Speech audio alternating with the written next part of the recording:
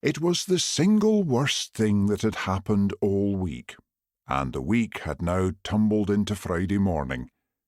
The situation was dire. He'd run out of coffee.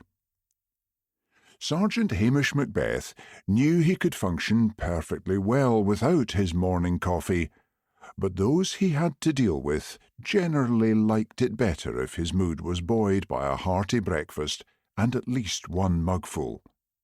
A visit to the Patel's supermarket was called for. "Fancy a wee walk?" he said, looking over his breakfast table to the corner of the kitchen where his mongrel dog, Lugs, was curled up in a large cosy basket with Sonsie, his pet wildcat. Lugs was on his feet in an instant, his strangely coloured eyes wide and bright, his ears standing to attention, and his plume of a tail waving manically.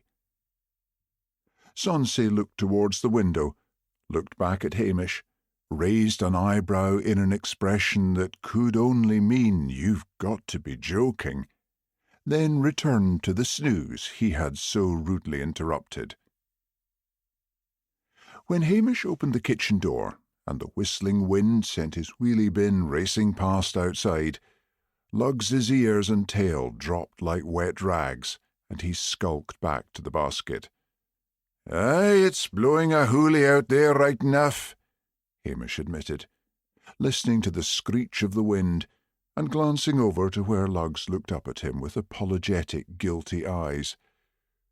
"Looks like it's just me, then," he added, pulling on his police uniform sweater. He ran a hand through his shock of fiery red hair and reached for his cap, hanging on the back of the door, then suddenly visualized the wind snatching it from his head to send it sailing into the loch. He left it on the peg. Strolling along the pavement at the loch side with the wind at his back, Hamish dodged the occasional fountain of spray breaking over the sea wall where the wind drove the rising tide against the rocks.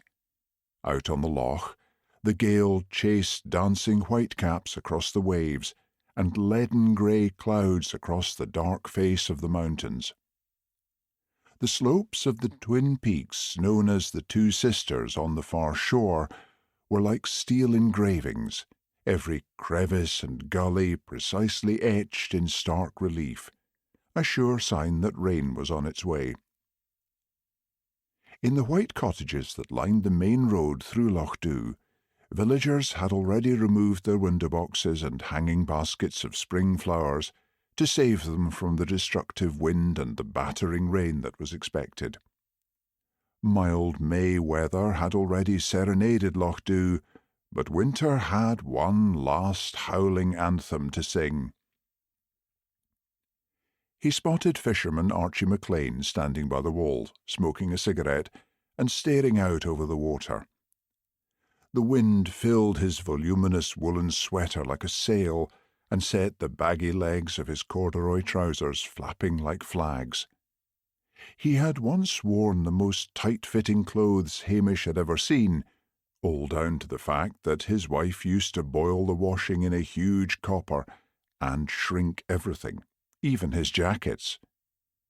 When he came into a bit of money, Archie had bought her a high-tech washing machine and himself a whole new wardrobe. "Morning, Archie," Hamish called. Archie took his cigarette out of his mouth to reply, and the wind whipped it out of his fingers, sending it streaking through the air into the loch. "It's a sign," said Hamish with a grin. "Time to give up." "Aye, you might be right," Archie sighed. "Mind you take care if you're out on the road today, Hamish," he added. "There's a belter of a storm coming in."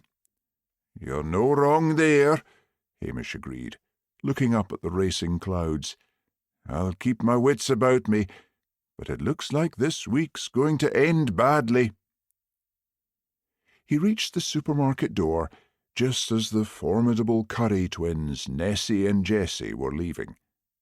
Beneath their identical, tightly knotted headscarves, they had identical, tightly permed grey hair, identical glasses, and identical beige raincoats buttoned up to the neck. Each trailed a wheeled shopping basket, one of green tartan and one of red. Hamish could scarcely believe the bulging shoppers were not the same pattern. "Good morning, ladies," he greeted them. The two small women stopped, craning their necks to look up at the lanky policeman. "You should be out patrolling the roads," said Nessie, with an indignant nod. "This storm will cause absolute mayhem. Absolute mayhem," Jessie agreed, exercising her lifelong habit of repeating the last of whatever her sister said.